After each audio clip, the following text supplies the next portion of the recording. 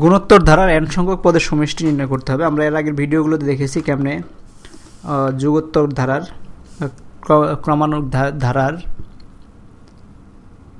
n সংখ্যক পদের সমষ্টি নির্ণয় করতে হয়। তো এইখানে আমরা যদি ধরি প্রথম পদটা যদি হয়, আমরা যদি লিখি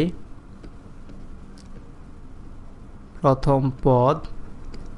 সমান সমান a, আর যদি অনুপাত যদি হয় q সমান সমান যদি q হয়, তাহলে ধারাটাকে আমরা লিখতে পারি a plus a into q plus a into q two the power q square plus a into q two the power q dot dot n two the power a into plus a into n minus 1 q two the power n minus 1 এইভাবে লিখতে পারি, কারণ n তম পদ হচ্ছে q into a, প্রথম পদ গুণন অনুপাত two the power n minus 1। তো এইখানে মনে করি s ইকুয়ালস টু, আমরা ধরে নিচ্ছি a প্লাস, কারণ এর সমষ্টি আমাদের বের করতে হবে, a plus a plus a Q plus a Q square plus a Q to the power Q plus dot dot dot plus a Q to the power n minus 1। যদি ধরে নেই এটাকে যদি আমরা বলি সমীকরণ 1, এখন এই 1 নম্বর সমীকরণকে সমীকরণ উভয় পক্ষ কিউ দ্বারা যদি গুণ করি, তাহলে আমাদের দাঁড়াচ্ছে এস কিউ সমান সমান a Q plus a Q square plus a Q to the power Q plus dot dot dot আমরা লিখতে পারি a Q to the power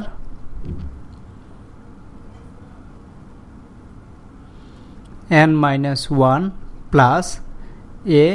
Q to the power n। তো কিউ দ্বারা গুণন করলে আমরা এইভাবে আসলে এটাকে আমরা সমীকরণ 2 যদি বলি। এখন 1 নম্বর সমীকরণ থেকে 2 নম্বর সমীকরণ যদি বিয়োগ করে দেই, বিয়োগ সাইন দিয়ে যদি দিয়ে দেই, বিয়োগ বিয়োগ বিয়োগ, এখানে বিয়োগ সাইন, এখানে বিয়োগ সাইন, তো যদি করি তাহলে হচ্ছে s minus s q is equal two,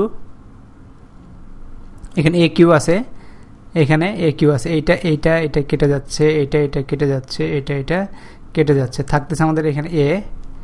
এইটা এইটা কেটে যায়, plus a to the power, plus হবে না মাইনাস হবে, minus a into q to the power n। তো এটা আমাদের একটা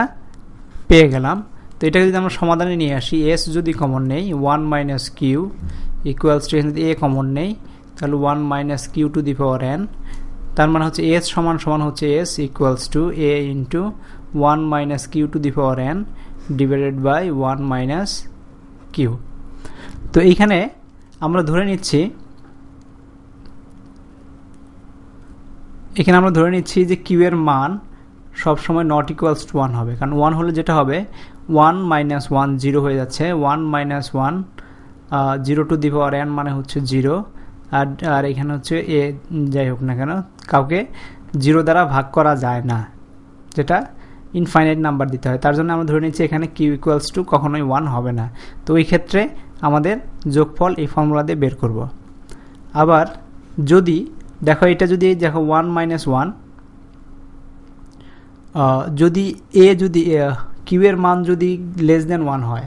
মানে কিউ যদি লেস দেন 1 হয়, মানে কিউ এর মান ঋণাত্মক হয়, নেগেটিভ নাম্বার হয়, তাহলে আমরা ঘুরায় লিখতে পারি s equals to a into q to the power n minus 1 divided by q minus 1। এই ফর্মুলা ব্যবহার করে আমরা অঙ্কটা করে নিতে পারি।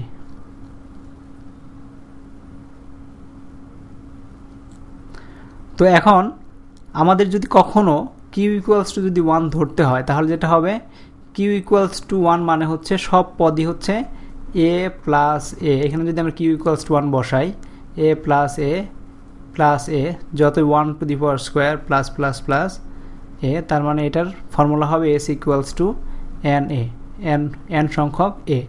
এই ফর্মুলা দিয়ে আমাদের যদি কিউ ইকুয়ালস টু হয় তখন আমাদের এই ফর্মুলাটা ব্যবহার করতে হবে। তো তোমাদের মনে রাখতে হবে এই ফর্মুলাগুলো দিয়ে আমাদের এন সংখ্যক পদের সমষ্টি নির্ণয় করব।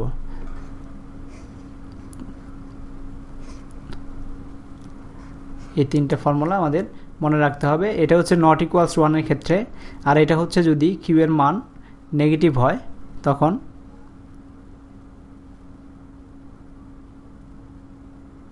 এটা হচ্ছে কিউ এর মান যদি 1 এর চেয়ে বড় হয়,